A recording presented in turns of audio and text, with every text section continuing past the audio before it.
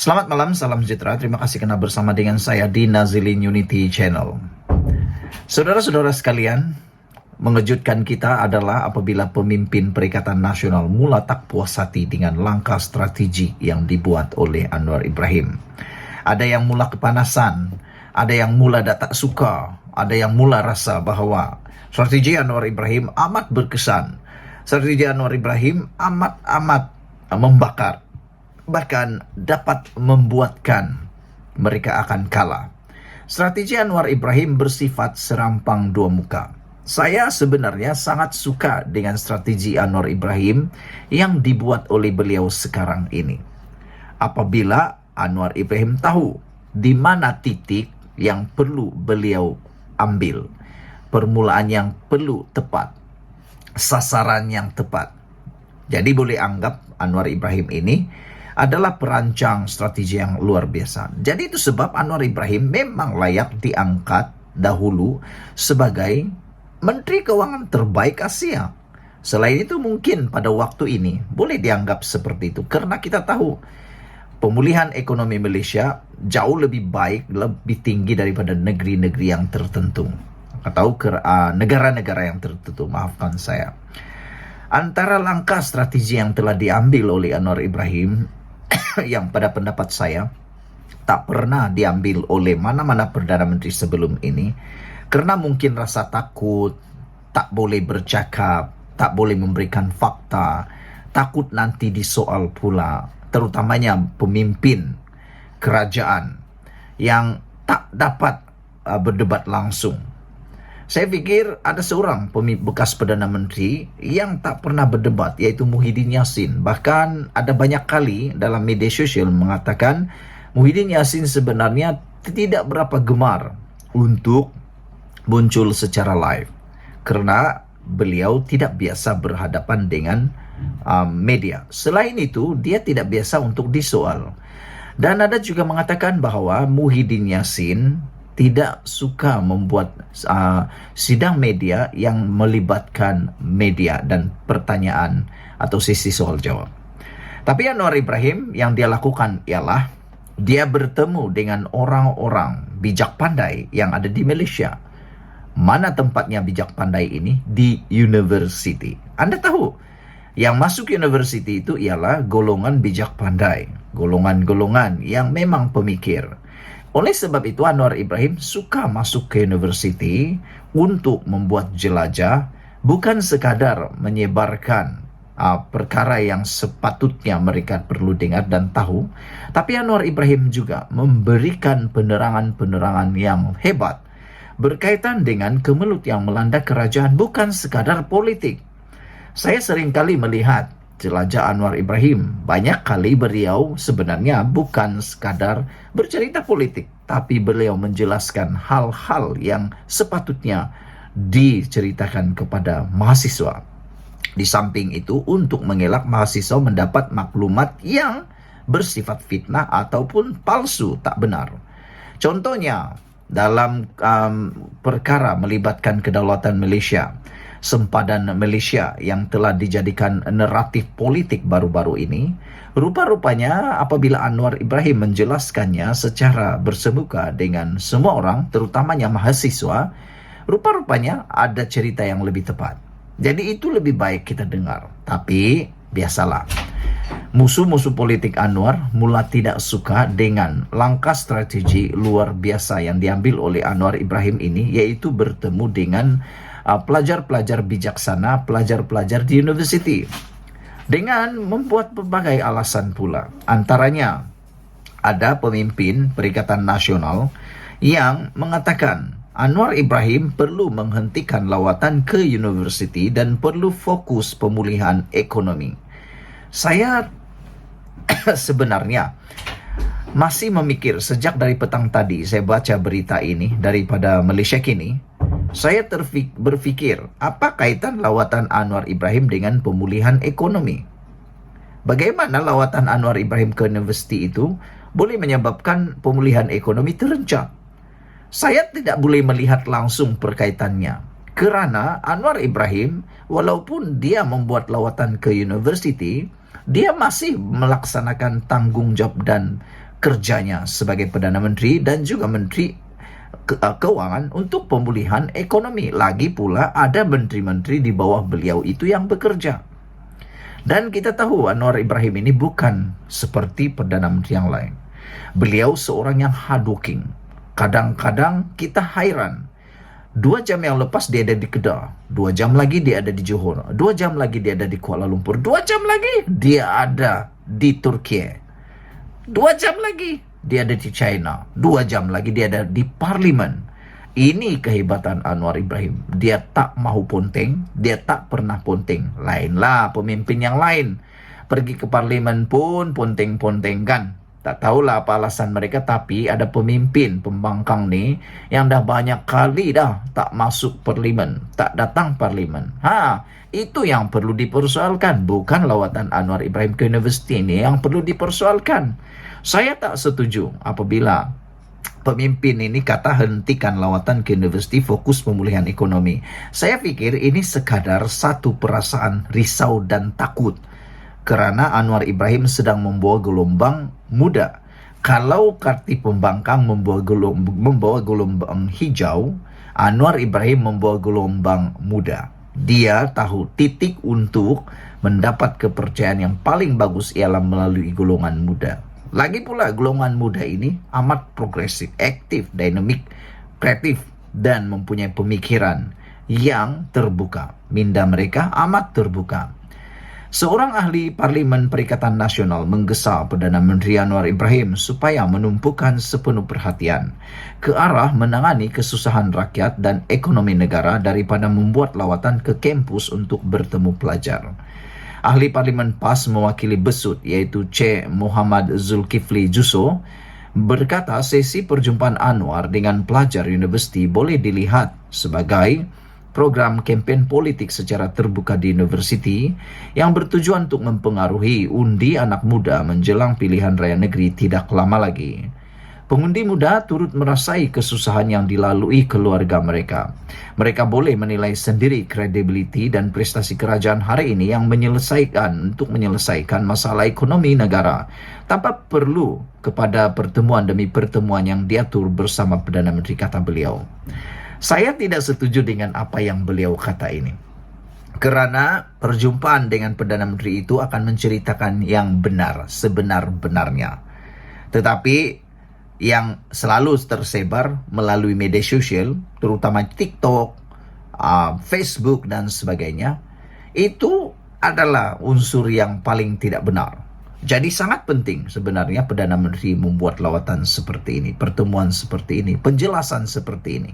Satu pertanyaan saya kepada ahli parlimen ini, kalau kamu mempunyai kuasa nanti, kamu akan tiru, kamu tak tiru ke langkah ini?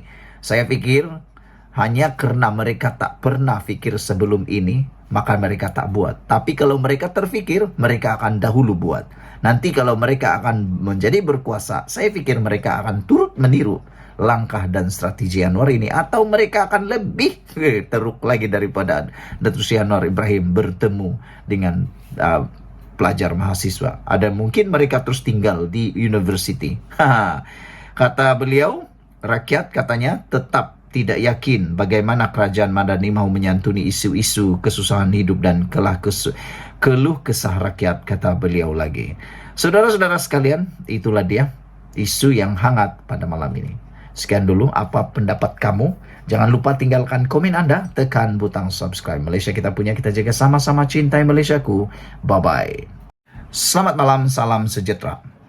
Ada orang tulis bulan September atau bulan Ogos kerajaan akan tumbang. Apa alasannya? Kita pun tak berapa pasti. Yang pastinya persoalan ini timbul. Mungkinkah kerajaan bertukar lagi selepas PRN? Tarikh pilihan raya PRN ke-15 di 6 negeri yang masih berbaki selepas PRU 15 November lalu bukan rahsia lagi. Umum sudah tahu, PRN di Selangor, Kelantan, Terengganu, Kedah, Pulau Pinang dan Negeri Sembilan diadakan paling lewat pun pada awal atau pertengahan Ogos ini. Itu sebabnya apabila paling lewat pun pertengahan Ogos ini, seluruh 6 negeri ini harus melaksanakan pilihan raya negeri, maka ada menjangkakan kerajaan perpaduan akan tumbang pada bulan September. Semua jentera parti yang bertanding telah bersiap siaga, kecuali ada beberapa negeri masih peringkat akhir pengagihan kerusi. Pengagihan kerusi ini selesai agak lewat kerana semua parti telah bergabung dalam satu organisasi politik yang dinamakan Pakatan Harapan PH dan juga Perikatan Nasional PN. Sebelum ini proses pengagihan kerusi tidak rumit kerana masing-masing bertanding atas nama parti sendiri, seperti Barisan Nasional dengan komponen utamanya MCA dan MIC. Manakala PAS pula tidak ada masalah kerana parti itu bertanding atas namanya sendiri dan mudah untuk menyenaraikan nama calon serta akan meletakkannya di mana-mana kerusi yang difikirkan mereka perlu. Sekarang, tidak boleh meletakkan calon sesuka hati kerana rakan gabungan juga perlukan kerusi untuk bertanding. Jadi berlaku sedikit kerumitan dalam pengagihan kerusi kerana kerusi akan dibahagikan sama rata antara komponen gabungan. Berbalik kepada PRN di 6 negeri ini pula, masing-masing antara Pakatan Harapan dan Perikatan Nasional yakin dapat mempertahankan negeri yang disandang, malah tidak mustahil ada 1-2 negeri yang bakal bertukar pemerintahan. Parti mana yang dinobatkan menang majoriti akan diketahui pada malam pilihan raya nanti yang akan diumumkan secara rasmi oleh SPR. Pelbagai persoalan mula timbul. Dapatkah Perikatan Nasional mengekalkan 3 negeri yang disandangnya, yaitu Kelantan, Terengganu dan Kedah? Manakala Pakatan Harapan pula, dapatkah mengekalkan Negeri Sembilan, Pulau Pinang dan Selangor? Jadi maknanya 3 lawan 3. Siapa yang akan lebih hebat? Senario PRU 15 pada 19 November lalu menjadi kayu ukur kepada pengundi. Sama ada hendak mengekalkan negeri yang diperintah oleh PN dan PH atau mereka merasakan patut ditukar kepada kepimpinan baharu. Semuanya terpulang kepada pengundi kerana mereka yang akan menentukan nasib negeri mereka diperintah oleh siapa. Antara negeri yang selesai menjalani proses pilihan raya negeri ialah Melaka pada 20 November 2021, Johor pada 12 Mac 2022 dan Perlis, Perak dan Pahang pada 19 November 2022. Daripada 5 negeri yang telah selesai ini, 4 dimenangi Barisan Nasional PH, yaitu Melaka, Johor, Perak dan Pahang. Manakala Perlis dimenangi Parti Perikatan Nasional PN. Di sini menyaksikan BNPH sudah mendahului 4-1, tidak termasuk Kelantan, Terengganu dan Kedah yang dimenangi PN pada PRU 14 tahun 2018. Yang pasti sebelum akhir bulan ini, 6 negeri yang terbubar secara otomatik, walaupun sudah ada yang mengumumkan pembubaran DUN pada 22, 23 dan 27 Jun ini. Di peringkat Kerajaan Persekutuan, PH sudah menang selesai dan dengan lebih 2/3 majoriti apabila gabungan 19 parti berjaya membentuk kerajaan perpaduan pada 24 November tahun lalu. Tinggal lagi sejauh mana Perikatan Nasional yang dibarisi Parti PAS, Bersatu dan Gerakan dapat menafikan kemenangan PH itu di peringkat negeri. Di Semenanjung ada sebanyak 11 negeri yang terlibat dalam pilihan raya. Setakat ini, 5 negeri sudah selesai. Tinggal lagi 6 negeri yang bakal menentukan nasib Pakatan Harapan dan Perikatan Nasional. Jika Perikatan Nasional berjaya kekalkan 3 negeri yang dimenanginya pada PRU 14 yang lalu, dalam PRN 15 Ogos ini, parti itu kekal sebagai pembangkang sehingga tempoh akhir PRU 15 pada 2027. Tetapi jika Perikatan Nasional berjaya merampas 2 atau 3 lagi negeri pada Ogos ini, tidak mustahil ianya akan menggugat pentadbiran Pakatan Harapan di peringkat pusat. Ia umpama seorang bapa mempunyai 11 anak, dengan 6 daripadanya anak tiri berlainan ibu lain. Sudah tentu kacau bilau keharmonian rumah tangganya. Sedangkan sesebuah kerajaan atau sesebuah keluarga memerlukan keharmonian, kesejahteraan hidup agar mudah ketua keluarga membina kehidupan yang baik, aman dan sentosa. Situasi ini yang mendebarkan sesetengah pemerhati politik. Ada yang meramalkan jika ia berlaku saling tidak tumpah suasana politik sama seperti sepanjang tempo PRU14 yang menyaksikan 3 kali pertukaran kerajaan dan pentadbiran atau pentadbiran. Mereka mengharapkan perkara itu tidak berulang lagi pada PRU15, tetapi nampaknya ia semakin rumit kerana bila-bila masa akan berlaku lagi kerajaan tebuk atap. Walaupun Perlembagaan Negara sudah memasukkan Akta Anti Lompat Parti yang melarang individu dalam kerajaan atau kalangan ahli parlimen atau adun lompat parti, tetapi setiap pemimpin politik mempunyai kelicikan tersendiri. Mereka tahu tidak boleh lompat. Mereka guna kaedah lain, kaedah yang membolehkan kerajaan bertukar tangan. Pada orang politik, mereka tidak fikir perbuatan itu akan menyusahkan rakyat, boleh menyebabkan ekonomi negara dan pentadbiran terganggu. Tetapi demi kepuasan diri, apa mereka peduli? Kalau mereka seorang yang peduli dengan permasalahan itu, maka tidak berlakulah langkah Sheraton pada Februari 2020. Langkah Sheraton bermula apabila 11 ahli parlimen daripada PKR mengumumkan keluar parti dan beberapa ahli parlimen daripada Bersatu keluar dari gabungan Pakatan Harapan. Mana mereka nak ambil iktibar dari pengalaman itu? Yang penting, mereka dapat kuasa memerintah. Masalah rakyat selesaikan kemudian. Dipetik daripada Malaysia Gazette. Sekian dulu untuk kali ini. Jangan lupa tinggalkan komen Anda. Adakah Anda juga bersetuju dengan ulasan dan juga komen netizen bahawa kerajaan akan tumbang pada September ini?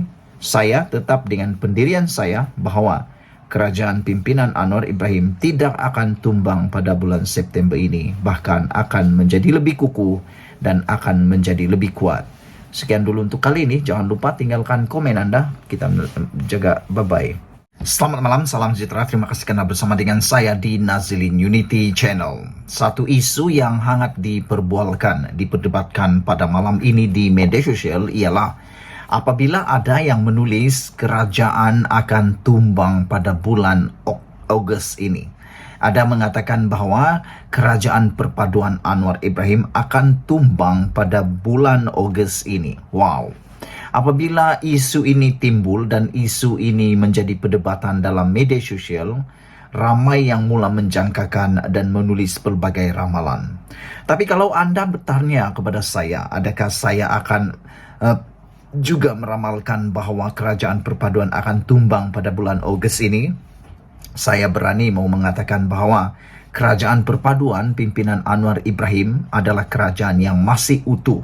Ada beberapa alasan yang mungkin akan menyebabkan kerajaan Anwar Ibrahim tidak akan tumbang menjelang Ogos ini. Pertama, pilihan raya yang akan diadakan tidak lama lagi ini hanya melibatkan kerajaan negeri. Ianya tidak ada kaitan langsung dengan kerajaan persekutuan. Walaupun ada penganalisis politik yang mengatakan bahawa mungkin akan ada perbincangan ataupun rundingan antara parti-parti dalam negeri untuk membentuk kerajaan negeri yang mungkin akan mempengaruhi keputusan di persekutuan, kata mereka. Namun demikian, harus Anda ingat, yang terlibat dalam pilihan raya ini adalah hanya tanah Melayu ataupun Malaya. Tidak terlibat ialah Sabah dan Sarawak. Dan Anda harus ingat, Anwar memiliki sokongan paling besar ialah daripada Sabah dan juga Sarawak. Selagi dua buah negeri ini tidak menarik sokongan terhadap Anwar Ibrahim akan kekal menjadi Perdana Menteri sehingga penggal ini selesai. Oleh sebab itulah, apabila ada penganalisis politik mengatakan bahwa ada mungkin kerajaan Anwar Ibrahim akan tumbang pada bulan Ogos selepas PRN kerana menurut mereka akan ada kekalahan di negeri seperti Kelantan, Kedah, Negeri Sembilan dan juga di Terengganu. Mereka kata mungkin akan ada buat U-turn dan mereka tidak berselindung. Mungkinkah UMNO atau Barisan Nasional akan membuat U-turn, kata mereka. Walau macam manapun UMNO atau BN buat U-turn kerana mereka memberikan alasan tentang Najib yang tidak dibebaskan dengan segera dan sebagainya, saya melihat tidak ada sebab untuk kerajaan perpaduan pimpinan Anwar Ibrahim ini akan tumbang kerana Anwar Ibrahim telah berjaya menambat hati kerajaan Sabah dan juga Sarawak. Kerana kita tahu pimpinan Anwar Ibrahim lah yang paling serius di dalam membincangkan dan menunaikan MA63. Baru 7 bulan Anwar Ibrahim bersama dengan kerajaan pimpinannya ini telah beberapa perbincangan, rundingan tentang MA63 telah pun ditunaikan oleh Anwar Ibrahim, yang mana berpuluh tahun sebelum ini kerajaan pimpinan sebelum ini tak pernah ambil keputusan. Anwar Ibrahim hanya 7 bulan telah menyelesaikannya. Jadi saya fikir ini telah menambat hati orang yang ada di Sarawak dan juga di Sabah. Namun persoalan besar lagi ialah, adakah kerajaan akan tumbang? Mungkinkah kerajaan akan bertukar lagi selepas PRN? Saudara-saudara sekalian, pilihan raya negeri PRN ke-15, 6 negeri yang masih berbaki selepas PRU 15 November tahun lalu bukan rahsia lagi. Umum sudah tahu. Jadi saudara-saudara sekalian, saya fikir selain daripada alasan sebentar tadi ialah Anwar Ibrahim tidak akan juga tumbang. Kerajaan pimpinan Anwar Ibrahim tidak akan tumbang pada dalam kerajaan ini kerana Anwar Ibrahim memiliki sokongan di Dewan Rakyat sebanyak 2/3. Apabila sokongan 2/3 ini dicapai, hampir mustahil untuk ditumbangkan melalui langkah Sheraton atau juga dikenali sebagai langkah Saiton 2.0. Tidak mungkin Anwar Ibrahim akan dapat ditumbangkan kecuali tidak ada akta anti lompat parti seperti sebelum ini. Tapi oleh kerana kerajaan yang ada sekarang ini telah pun melaksanakan, mewartakan akta undang-undang anti lompat parti, maka dengan itu hampir mustahil untuk melakukan lagi langkah Sheraton 2.0 kerana natijahnya amat besar. Dan saya fikir kalau tidak ada rang undang-undang anti lompat parti itu dikuatkuasakan, hari ini sudah kita akan melihat berpuluh-puluh katak sudah mula melompat. Berpuluh-puluh katak politik yang berhormat, yang tidak mempunyai marwah telah pun berlompat parti. Tapi oleh kerana adanya rang undang-undang lompat parti, dan kita salut kepada ahli politik kita kerana telah meluluskan penyelesaian kepada kemelut politik Malaysia ini, terutamanya rang undang-undang lompat parti ini, maka tidak ada lagi yang berani cuba-cuba untuk mengadu nasib untuk lompat parti. Karena mereka tahu kalau mereka lompat parti, mereka terpaksa letak jawatan, digugurkan jawatan sebagai ahli parlimen dan akan diadakan pilihan raya semula. Dan pastinya itu akan memberikan masalah besar kepada mereka, meskipun mereka mungkin memikirkan ada peluang menang kalau mengikut sesuatu parti.